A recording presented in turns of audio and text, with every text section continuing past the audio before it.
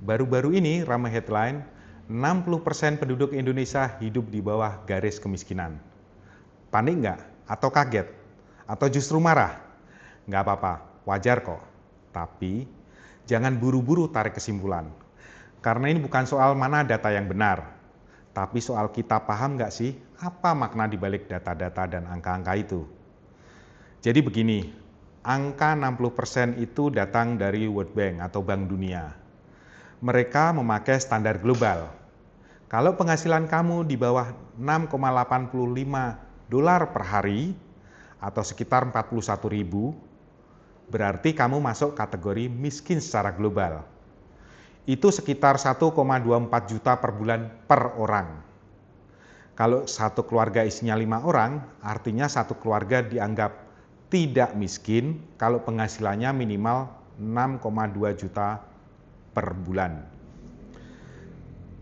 Tapi menurut BPS, penduduk miskin Indonesia itu cuma 8,5%.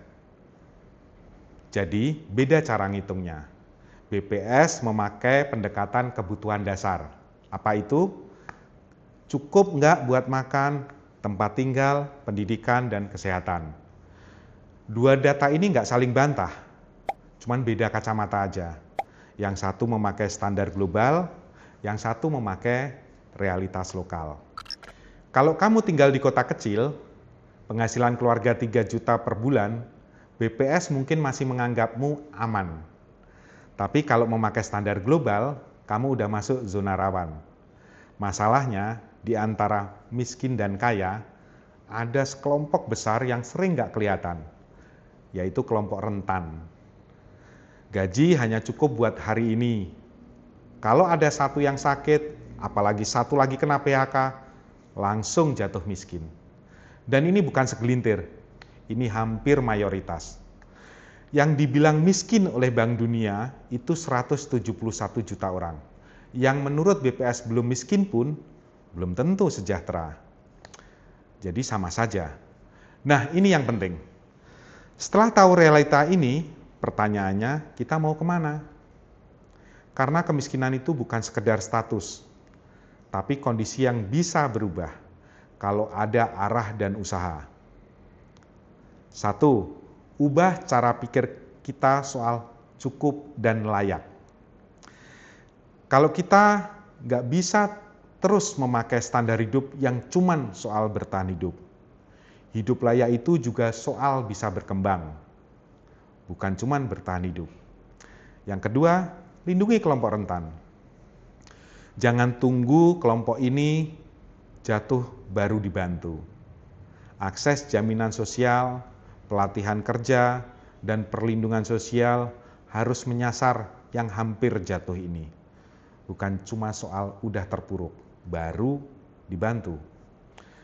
Yang ketiga, gunakan data bukan untuk berdebat, tapi untuk pijakan, menyusun formula kebijakan. Kalau datanya bilang 60% masih hidup pas-pasan, maka program ekonomi, pendidikan, dan perlindungan sosial harus nyasar ke sana. Yang perlu digarisbawahi, kemiskinan itu bukan cuma soal isi dompet. Seorang ekonom peraih Nobel, Amartya Sen, pernah bilang bahwa kemiskinan itu sejatinya adalah kekurangan kemampuan dasar untuk menjalani hidup yang bernilai. Artinya, orang bisa aja punya penghasilan, tapi tetap miskin secara makna. Karena nggak punya akses ke pendidikan yang layak, layanan kesehatan yang memadai, atau kesempatan untuk berpartisipasi di dalam masyarakat. Buat Amartya Sen, yang penting itu bukan cuma soal welfare atau kesejahteraan pasif, tapi menjadi well-being, kemampuan seseorang untuk memilih hidup seperti apa yang mereka nilai bermakna.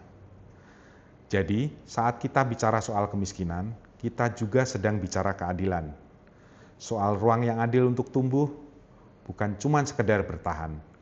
Dan ini bukan cuma PR pemerintah saja. Ini adalah PR kita semua sebagai warga negara.